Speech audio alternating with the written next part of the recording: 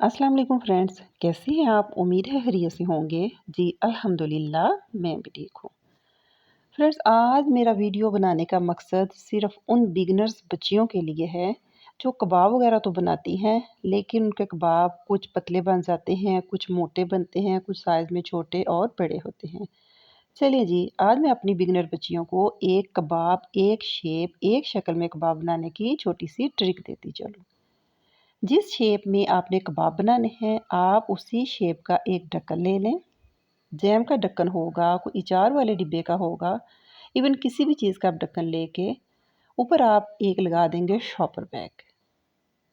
और आप ये कीमा उठा के इसमें आप मटन का कीमा, बीफ, आलू की टिक्की, चिकन किसी भी किस्म के आप कबाब बना सकते हैं। कबाबों का मिक्सचर लेके उन्हें हाथों से अच्छी तरह करें प्रेस, ताकि जो भी मिन्स वगैरह है उसमें एक ही शेप और एक ही साइज़ का आ जाए। जैसे ही आपने इसको अच्छी तरह प्रेस किया, ऊपर से इसको खूबसूरत बनाएं, जो इर्द गिर्द है उसको उठाएं और स्लाइडली दूसरे हाथ के साथ आप इस कबाब को पलट लें। ये देखें, ये हमने कबाब को पलट लिया और कितनी आसानी के साथ और फास्ट वे में हमारा कबाब बनकर तैयार है। आप इसी तरह सारे कबाब बनाकर रख लें।